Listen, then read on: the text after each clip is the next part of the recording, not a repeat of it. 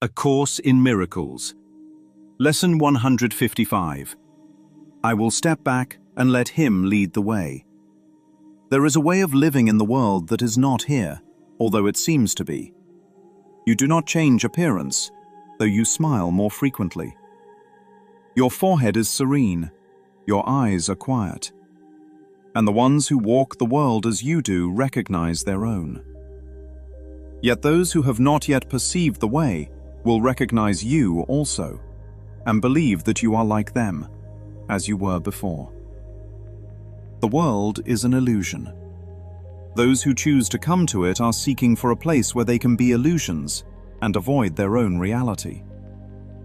Yet when they find their own reality is even here, then they step back and let it lead the way. What other choice is really theirs to make? To let illusions walk ahead of truth is madness. But to let illusions sink behind the truth and let the truth stand forth as what it is merely sanity. This is the simple choice we make today. The mad illusion will remain a while in evidence for those to look upon who chose to come and have not yet rejoiced to find they were mistaken in their choice. They cannot learn directly from the truth, because they have denied that it is so. And so they need a teacher who perceives their madness, but who still can look beyond illusion to the simple truth in them. If truth demanded they give up the world, it would appear to them as if it asked the sacrifice of something that is real. Many have chosen to renounce the world while still believing its reality, and they have suffered from a sense of loss, and have not been released accordingly. Others have chosen nothing but the world, and they have suffered from a sense of loss still deeper, which they did not understand. Between these paths there is another road that leads away from loss of every kind. For sacrifice and deprivation both are quickly left behind. This is the way appointed for you now. You walk this path as others walk, nor do you seem to be distinct from them, although you are indeed. Thus can you serve them while you serve yourself, and set their footsteps on the way that God has opened up to you, and them through you. Illusion still appears to cling to you, that you may reach them. Yet it has stepped back. And it is not illusion that they hear you speak of, nor illusion that you bring their eyes to look on and their minds to grasp. Nor can the truth, which walks ahead of you, speak to them through illusions. For the road leads past illusion now, while on the way you call to them, that they may follow you. All roads will lead to this one in the end. For sacrifice and deprivation are paths that lead nowhere, choices for defeat, and aims that will remain impossible. All this steps back as truth comes forth in you, to lead your brothers from the ways of death, and set them on the way to happiness. Their suffering is but illusion, yet they need a guide to lead them out of it, for they mistake illusion for the truth. Such is salvation's call, and nothing more. It asks that you accept the truth, and let it go before you, lighting up the path of ransom from illusion. It is not a ransom with a price. There is no cost, but only gain. Illusion can but seem to hold in chains the Holy Son of God. It is but from illusions he is saved. As they step back, he finds himself again. Walk safely now, yet carefully, because this path is new to you. And you may find that you are tempted still to walk ahead of truth, and let illusions be your guide. Your holy brothers have been given you, to follow in your footsteps as you walk with certainty of purpose to the truth. It goes before you now, that they may see something with which they can identify, something they understand to lead the way. Yet at the journey's ending there will be no gap, no distance between truth and you. And all illusions walking in the way you traveled will be gone from you as well, with nothing left to keep the truth apart from God's completion holy as himself. Step back in faith and let truth lead the way. You know not where you go, but one who knows goes with you. Let him lead you with the rest. When dreams are over, time has closed the door on all the things that pass, and miracles are purposeless. The Holy Son of God will make no journeys. There will be no wish to be illusion rather than the truth. And we step forth toward this as we progress along the way that truth points out to us. This is our final journey, which we make for everyone. We must not lose our way. For as truth goes before us, so it goes before our brothers who will follow us. We walk to God. Pause and reflect on this. Could any way be holier or more deserving of your effort, of your love, and of your full intent? What way could give you more than everything, or offer less and still content the Holy Son of God? We walk to God. The truth that walks before us now is one with Him and leads us to where He has always been. What way but this could be a path that you would choose instead? Your feet are safely set upon the road that leads the world to God. Look not to ways that seem to lead you elsewhere. Dreams are not a worthy guide for you who are God's Son. Forget not He has placed His hand in yours and given you your brothers in His trust, that you are worthy of His trust in you. He cannot be deceived. His trust has made your pathway certain and your goal secure. You will not fail your brothers nor yourself. And now He asks but that you think of Him a while each day, that He may speak to you and tell you of His love, reminding you how great His trust, how limitless His love. In your name and His own, which are the same, we practice gladly with this thought today. I will step back and let Him lead the way, for I would walk along the road to Him. Lesson 155. I will step back and let Him lead the way. You followed the wrong guide. What if you only needed to step back? Imagine walking into a police station and seeing a detective standing over a case file. The verdict is already written. The suspect has already been identified. The motive has already been assigned. The sentence has already been determined. The case is closed. There is only one problem. The notebook is empty. No witness statements. No investigation. No evidence. No interviews. No photographs. No timeline. No facts. Just conclusions. The verdict is heavy. The notebook is light. That is the ego. That is illusion.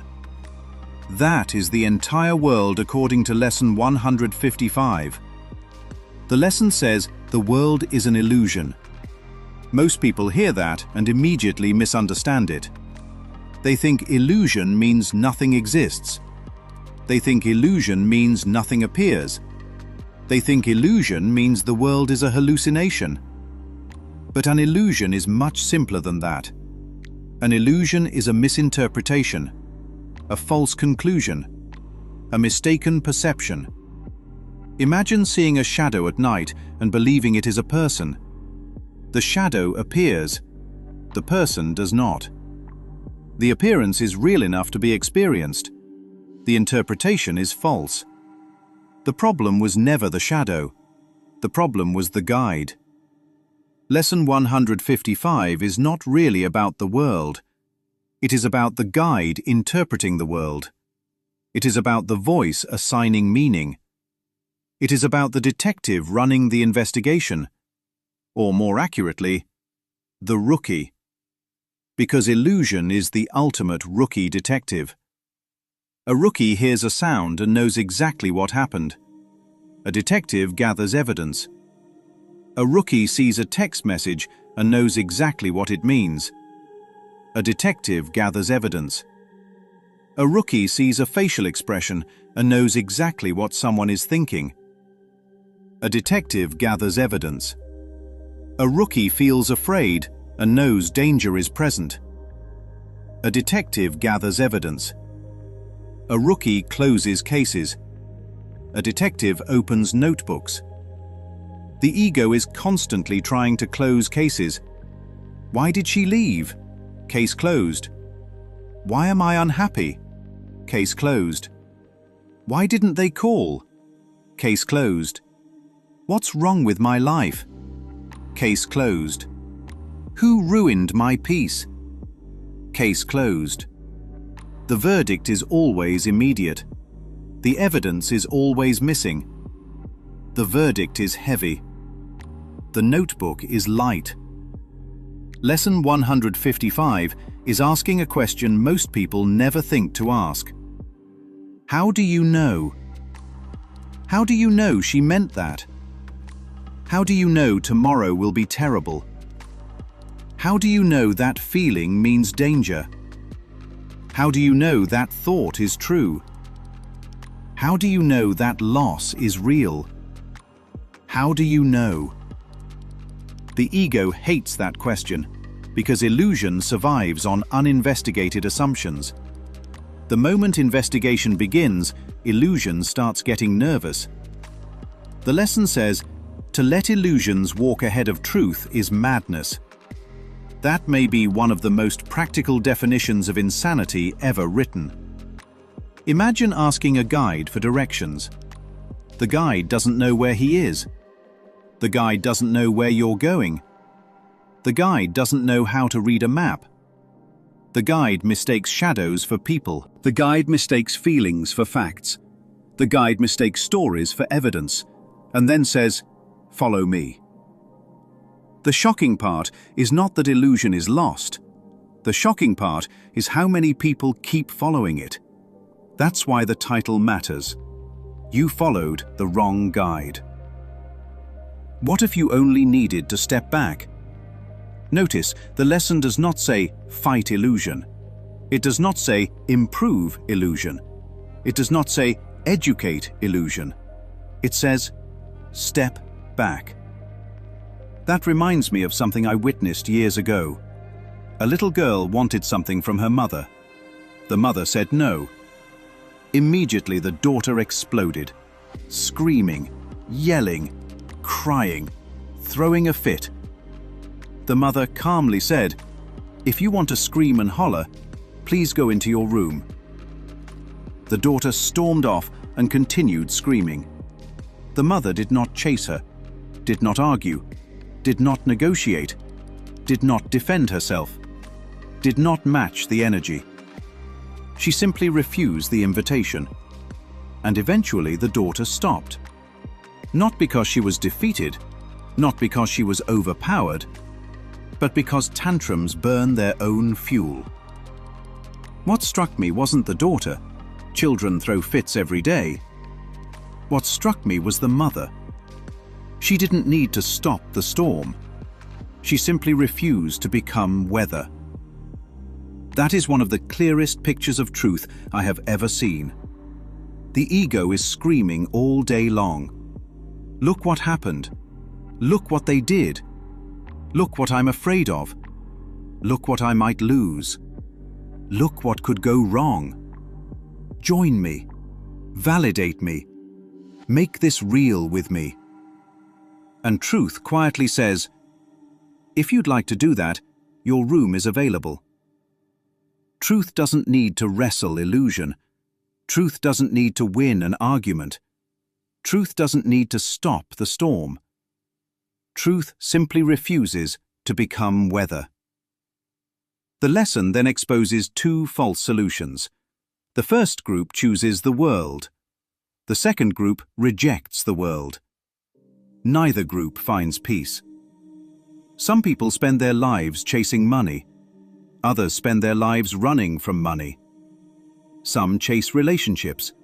Others run from relationships. Some chase success. Others reject success. The forms change. The guide remains. I once watched a documentary about families living completely off-grid. They built cabins, gathered wood, hunted, fished, escaped modern society, escaped cities, escaped noise, escaped traffic, escaped culture. But they had not escaped the mind. A tragedy occurred early in their journey. A boat overturned. A child drowned. Decades later, the grief remained. The point isn't the tragedy. The point is that suffering traveled. The city wasn't carrying it. The road wasn't carrying it. Society wasn't carrying it. The thinker was carrying it. That's what the lesson means when it says many have renounced the world while still believing in its reality. The location changed. The guide remained. The body left. The mind did not. That's why someone can leave a relationship and spend years making videos about it. The relationship ended. The guide did not. The scenery changed. The interpreter stayed. The ego loves changing circumstances. The ego rarely questions itself. Lesson 155 introduces a third path. Neither attachment nor rejection. Neither indulgence nor deprivation. Neither possession nor sacrifice. Step back. Not from the world, from the interpretation. That is why one of the most beautiful lines in the lesson says, "You know not where you go, but one who knows goes with you." The ego hates this sentence. The ego's entire identity is built on pretending it knows. It knows why people behave the way they do. It knows what tomorrow holds. It knows what success means.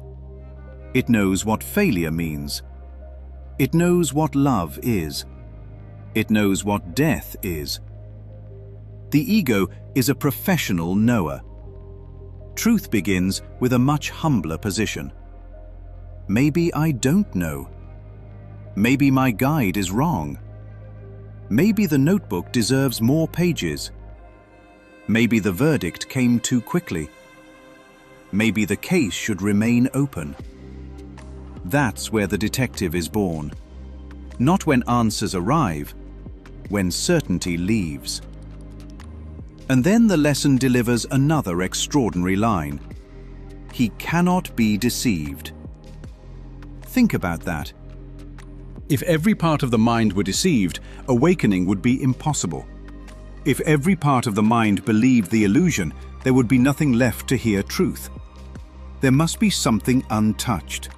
Something that never bought the story. Something that never mistook the shadow for a person. Something that never believed separation happened. Something that never forgot God. The bridge exists because truth was never lost. Truth was never confused. Truth was never frightened. Truth was never deceived. Truth has been standing exactly where it has always been, patiently waiting while illusion runs around closing cases. And eventually, illusion becomes exhausted.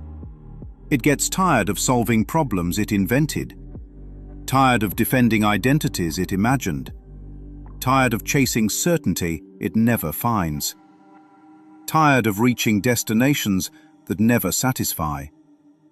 And for the first time, it does something intelligent. It steps back, not because it finally figured everything out, but because it finally realized it never knew what it was doing in the first place. The miracle isn't that truth suddenly appears. Truth was always there. The miracle isn't that God finally finds the way. God never lost it. The miracle is that illusion finally stops pretending it knows. The verdict is set aside. The notebook opens. The investigation begins. And truth quietly takes the lead. I will step back and let him lead the way.